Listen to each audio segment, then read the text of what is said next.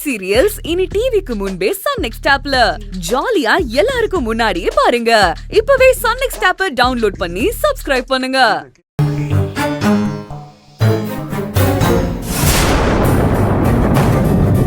அம்மா, வீட்ல யாரும் இல்லீங்களா? அம்மா,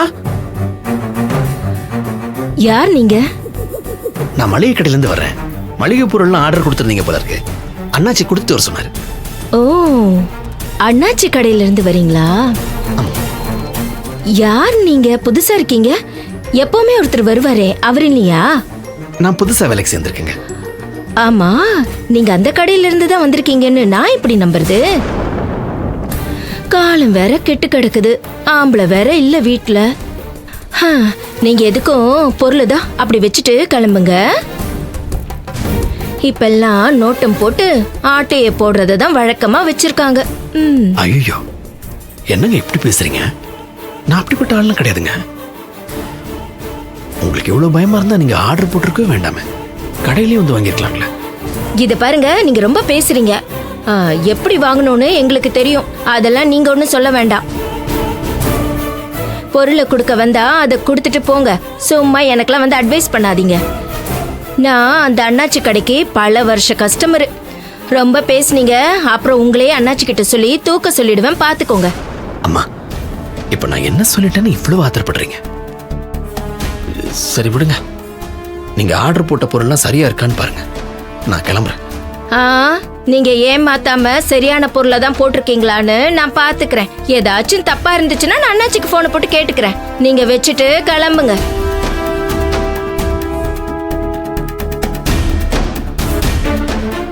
நீங்க சொன்ன மாதிரி வச்சிட்டமா? பில்லு 2410 ரூபா. பணம் கொடுத்தா நான் கிளம்பிடுவேன். என்னது, பணமா? அது எப்படியும் வந்து சேர்ந்துரும். நான் அண்ணாச்சி கிட்ட சொல்லிக்கிறேன், நீங்க கிளம்புங்க. அம்மா அம்மா, அண்ணாச்சி என்ன நம்பிதாம்மா கடையை ஒப்படைச்சிருக்கிறாரு. அவருக்கு நான் கணக்கு கொடுத்தாகணுமா? நீங்க பணத்தை கொடுத்தீங்கன்னா நல்லா இருக்குமா? ப்ளீஸ்மா. என்னங்க நீங்க? நான் தான் சொல்றேன்ல பணம் வந்துரும்னு, சும்மா அதையே சொல்லிட்டு இருக்கீங்க. பொருளை கொடுத்துட்டீங்கல்ல, நீங்க இடத்த காலி பண்ணுங்க. முதல்ல ரெகுலர் கஸ்டமர் கிட்ட எப்படி பேசணும்னு போய் கத்துக்கோங்க. கிளம்புங்க, போங்க. சரி, போயிடுறேன். சொல்லிக்கிட்டே இருக்கேன் சும்மா.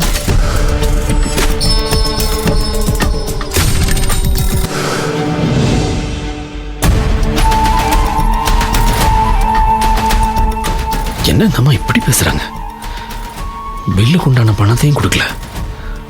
அண்ணாச்சி கேட்டா நான் என்ன பதில் சொல்லுவேன்?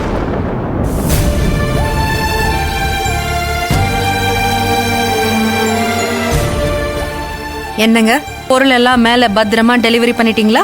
அந்த கொடுமையை எங்க கேக்குறீங்க? மளிகை பொருளை கொடுத்துட்டு நான் பத்திரமா வரதே பெரும்பாடா போச்சு. யாருங்க இந்த அம்மா? என்ன பேச்சு பேசுறாங்க? சரி, இந்தாங்க. இது என்னது? 2410 ரூபாய் பில் அமௌண்ட். சரியா இருக்கான்னு செக் பண்ணி பாருங்க. அது சரிங்க, மாடி வீட்டுல மளிகை பொருள் கொடுத்ததுக்கு நீங்க எதுக்கு பணம் கொடுக்கணும்? அது அப்படிதான். டெலிவரி தான் அங்க, செட்டில்மெண்ட் இங்கதான். இதுதான் இங்க வழக்கம். இந்தாங்க, புடிங்க புடிங்க.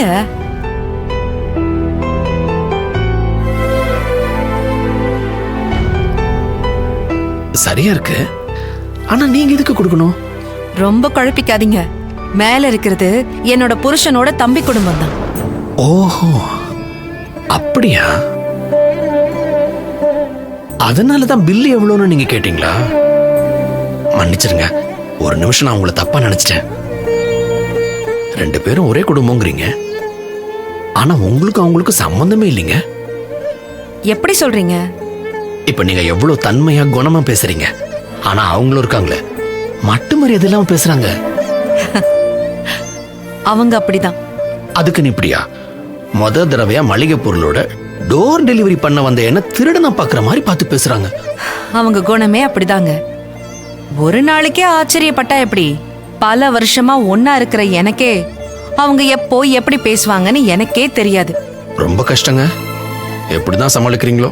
2 நிமிஷமே என்னால முடியல. என்னங்க பண்றது? நம்ம கையில இருக்கிற 5 விரலுமே ஒன்னா இல்லல்ல.